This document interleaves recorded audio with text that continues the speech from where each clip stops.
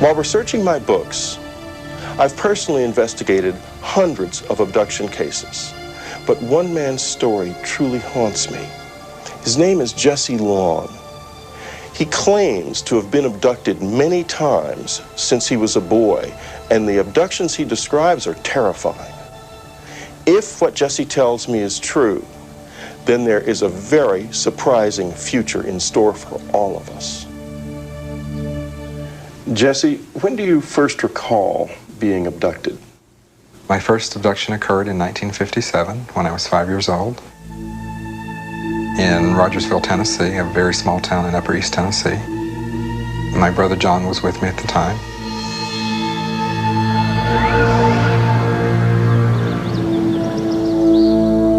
Above the hill behind our house, we came upon what appeared to be a roundhouse under construction. And one man, a taller looking figure, he had a rod, long rod in his hand.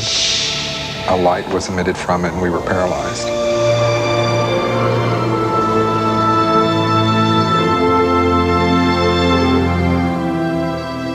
It is at this point that Jesse Long's conscious memory of what happened ends.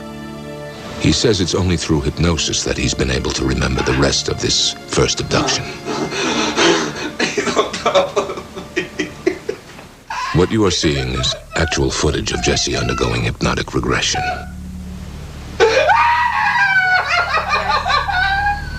You will not be I remember being taken into the craft, taken into one room. I was placed on a very cold, flat table. My brother was separated and he was taken into another room.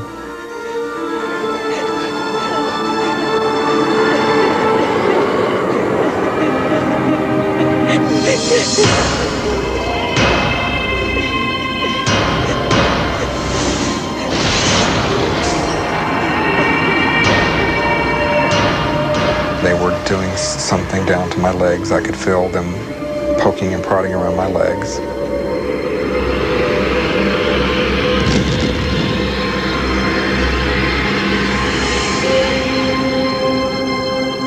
According to Jesse, his abductors inserted a small item, an alien implant, into his left shin. And it was in my body for 34 years. Could you feel it inside you? What did it feel like? It was always painful. I always had to wear my socks below the incision point because it was painful. In 1991, Jesse had the foreign object removed from his leg. There it is. This is actual footage of that procedure. That's a good half-inch long, isn't it? This is the object that was in my leg. And unfortunately, during the initial test that was done on it, it was broken into two pieces. But that allowed us to look at the inside. Some have dismissed the object as simply a shard of glass. But when it was analyzed at Southwest Research Institute, a materials analysis facility in Texas, the conclusions suggested a greater mystery. According to the lab's report, the object revealed a very remarkable composition and exhibited unique surface characteristics that cannot be explained, and that the questions outnumber the answers. When the object was removed, I was convinced that whatever this object was had something to do with all of my abductions. Jesse Long believes he has experienced a number of abductions since that first incident in 1957. And they became more and more horrific as he grew into an adult. Most of my abductions occurred very similarly. When they brought me into the craft, they would take me down a long hallway. They would place me on a flat table. Of course, I was paralyzed and had to be because I was kicking and screaming. I didn't want to be there.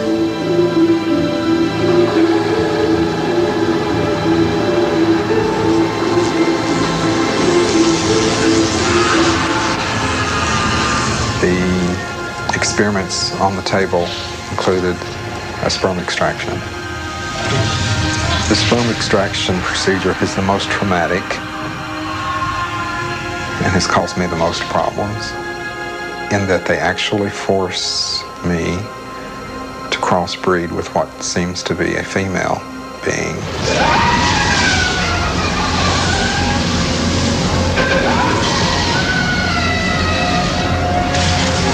Okay, you're going to wake up.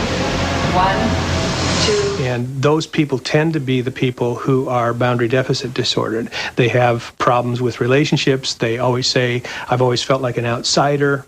I don't feel like I belong. They can't hold jobs. They just have a tough time in life. And telling this person who's been lost and outside and alone that they do belong, that they're an abductee, that they have an identity, and that there are other people just like them, answers all of those questions for them. Jesse, when you tell people about your experiences, do they believe you? You know, it's not my job to convince anybody.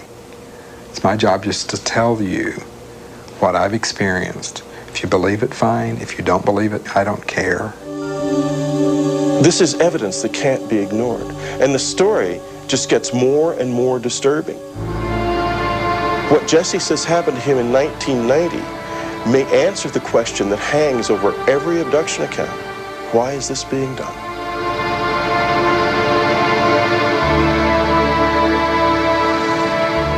I was driving from California to New Orleans, and right outside of Albuquerque, New Mexico on I-40,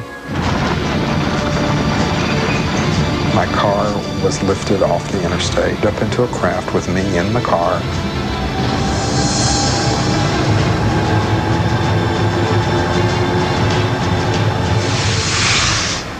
I was taken aboard the craft, placed on a table.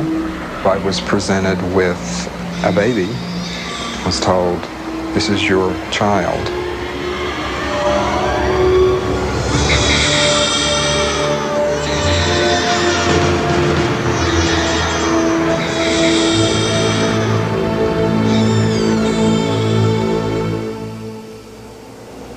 What happened then?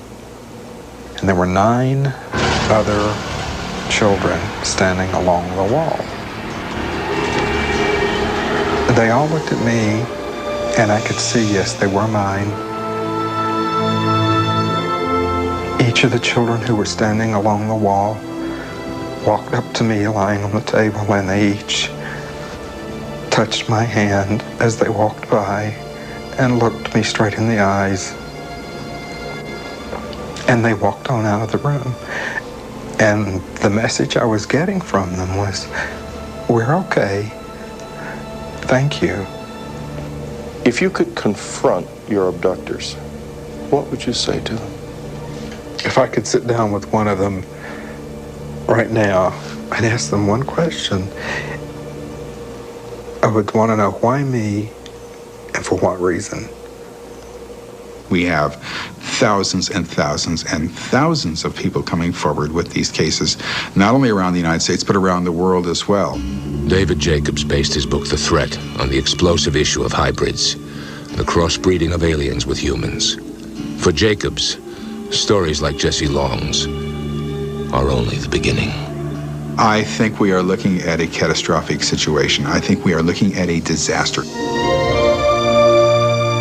We are seeing a unified program here with these beings, a program of physiological exploitation by one species of another. And I know this sounds absolutely insane. We're looking at a colonization program in some way